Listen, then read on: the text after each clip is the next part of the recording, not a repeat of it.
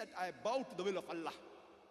Here Allah doesn't say I'm a Hanafi or a Shafi or a Hanbali or a Maliki or a Salafi or any of these. Allah says, Qala innani minal muslimin. Say that I'm a Muslim. Allah repeats the message. In Surah Zumar, chapter number 39, verse number 12, say that I'm the first to be amongst those who are Muslims, who bow to the will of Allah. Allah says, say that you are the first amongst the Muslims.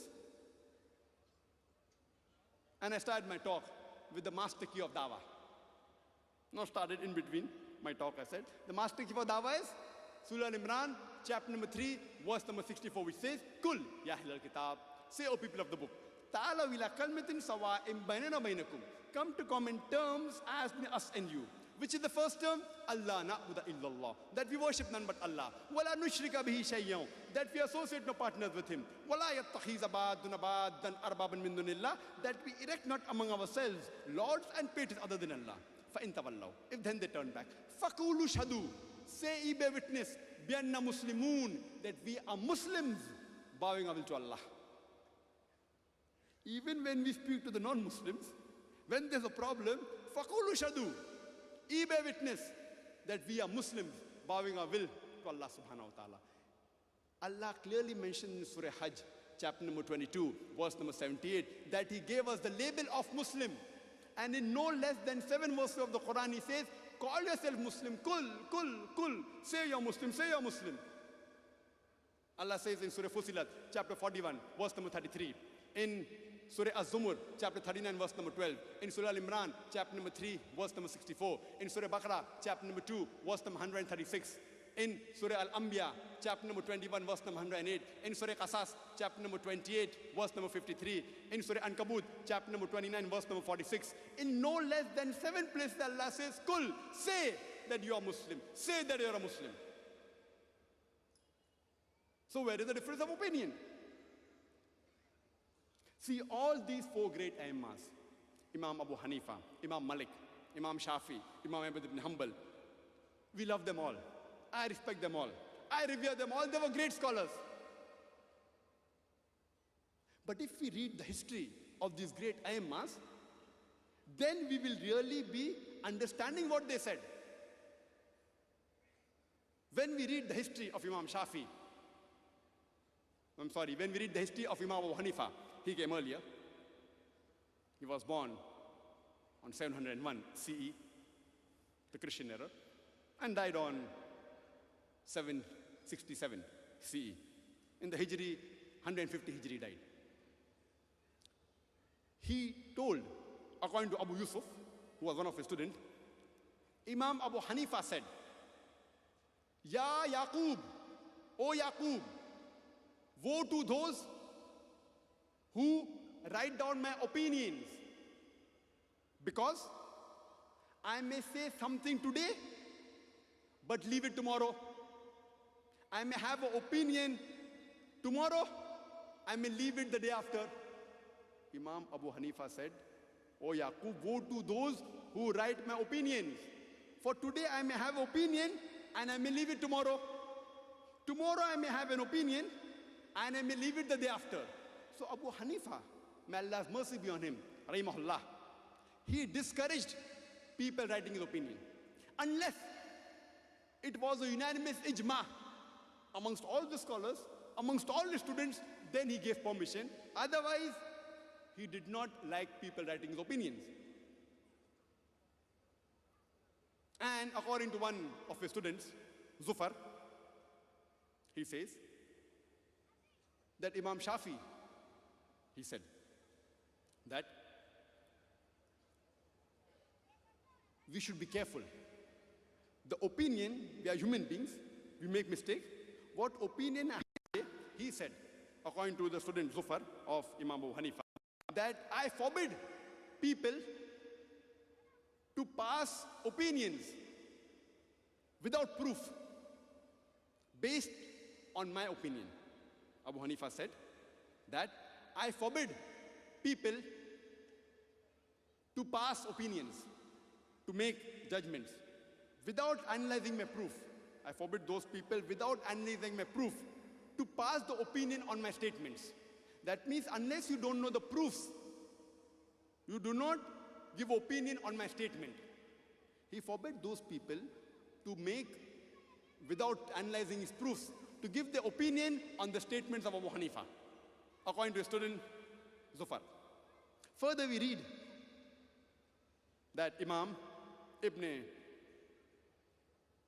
Abdul Bar, Imam Ibn Abdul Bar, he writes, he was also an Imam, he says that Abu Hanifa said, Imam Abu Hanifa said, that the Sahih Hadith is my madhab.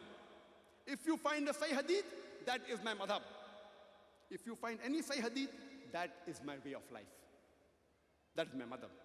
And Abu Hanifa, may Allah please with him, he said, according to Muhammad, one of his students, he said that Abu Hanifa said, Imam Abu Hanifa said, that if you find any of my fatwa, any of my opinion, which goes against the book of Allah and the sayings of the messenger, you reject my opinion. That means if you find any opinion of Abu Hanifa, Imam Abu Hanifa, which goes against Allah and his Rasul, any Sahih Hadith which was madhab, then reject his opinion. So, when people ask me, that does my wudu break if accidentally I touch a woman or not? Or, if someone asks me, that after Surah Fatiha, do you say Ameen loudly or no? So I tell that after Surah Fatiha, I say Ameen loudly. If the Imam is reading in the Fajr Salah, or Maghrib or Isha, the loud Salah, after he says Gairul Maghdubi wala Dallin, I say Ameen loudly. That's the reason I am a Pakka Hanafi. Abu Hanifa said that if you find any of my opinion, any of my fatwa, which goes against the book of Allah or the messenger, reject my fatwa. So I rejected the opinion of Abu Hanifa that don't say Ameen loudly, and I say Ameen loudly after Surah Fatiha. That's the reason I am a Pakka Hanafi. If Hanafi means a person who follows the teachings of Abu Hanifa, then I say I am a Pakka Hanafi, 100%. The other Hanafis, they are 60%, 70%. Sahih Hadith was his madhab. And according to Ibn Wahab, he says that one day some people came and asked Imam Malik that while doing wudu, do we have to wipe between the web spaces of the toes? Imam Malik said, the Prophet did not do that. It's not required. After everyone went away, Ibn Wahab, he told Imam Malik, and he quoted the hadith, and he gave the narration, and gave the name of the Rawi, that the Prophet, in wudu, he wiped his web spaces between the toes. So he said, yes, that is a good hadith, that's a Sahih hadith. And later on, whenever anyone asked Imam Malik, that should we wipe between the web spaces, between the toes, he said yes. He's changed his opinion. So whatever belongs to the Sahih hadith, his opinion was of the Sahih hadith. And Imam Malik, may Allah's mercy be on him, he said that I am a human being. I can err, and sometimes I'm correct. I can err, I can make a mistake, and sometimes I'm correct. But if any of my opinions go against the book of Allah and his messenger, discard my opinion. Same thing. If any of the opinions of Imam Malik, may Allah be pleased with him, he said, may Allah's mercy be on him, that if you find any of my fatwa, any of my opinion, which goes against Allah and Rasul, reject my opinion, discard my opinion. So the Malikis, when they offer salah, they put their hands at the side. But when we read in the hadith of Abu Dawud, volume number 1, hadith number 755 and 757 says that you should tie your hands below the navel, but it's a zaif hadith. Both these hadith are zaif, according to Imam Abu Dawud. Abu Dawud, volume number 1, hadith number 756, says that keep the hand above the navel, which is more strong than the zaif hadith. But the next hadith, Abu Dawud, volume number 1, hadith number 758, it says that when you keep your hands during salah on your chest, and it says this is a stronger hadith, though this is a mursal hadith. Mursal means there is a link missing in between. But in the commentary it says it is the strongest than the other hadith. Even if you read the hadith of Sayyid ibn Khuzaimah, it says that the Prophet kept his hand on his chest when he offered salah. Even that is a mursal hadith, but but along with other hadith, Sheikh Nasruddin al-Albani has classified it as sahih. So it is the strongest of all the hadith where to keep your hand. The strongest is keep on the chest. So when I offer my salah, I keep my hands on my chest. Therefore I say I am a pakka malaki. Imam Malik said, if you find any of my fatwa which goes against Allah and His Rasul, you reject my fatwa. So if the Malikis say that Imam Malik said keep your hands on the chest, the story is different, but assuming he said that. But he said if you find my fatwa which goes against Allah and His Rasul, reject my fatwa. So I rejected his fatwa and I keep my hand on the chest. Therefore I am a pakka Maliki, 100%, 100%. The other Malikis, they are 60%, 70%. I am 100%. And if you read the history, during the Khalifa, the Caliphs of the Abbasid Caliphs, Abu Jafar and Harun Rashid, both these two Caliphs, they wanted to print the fatwa of Imam Malik, known as Muwatta, the Muwatta Malik. He said no, because the companions of the Prophet, they are spread in different parts. My judgment is based on whatever limited knowledge I have. Because the companions, the Sahabas of the Prophet spread in different parts of the world, I cannot say for sure whether mine is correct or not. Therefore, he did not allow the Caliphs to make his Muwatta as the law. He did not want to make his madhab as the law of the state. Imagine, that was the thinking of Imam Malik. May Allah's mercy be on him. Next came Imam Shafi.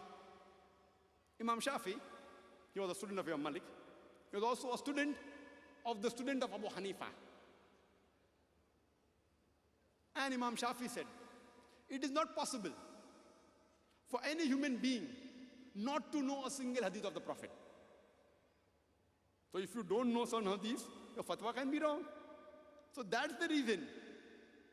He said that if you find any opinion of Imam Malik, or my opinion, or Imam Malik, or Al-Awzari, or Al-Thawri, look at where they got the opinion from. Means go to their source. And he said, do not follow my opinion blindly. Don't follow my opinion blindly. See where they got the opinion from. Go back. And Imam Shafi, may Allah's mercy be on him, Rahimullah, he said that if you find any Sahih Hadith, that is my madhab. So the madhab of Imam Shafi was of the Sahih Hadith. And he said, if you find any Sahih Hadith which goes against my opinion, reject my opinion. He also said that if you find any of my fatwa which goes against Allah and His Rasul, reject my fatwa.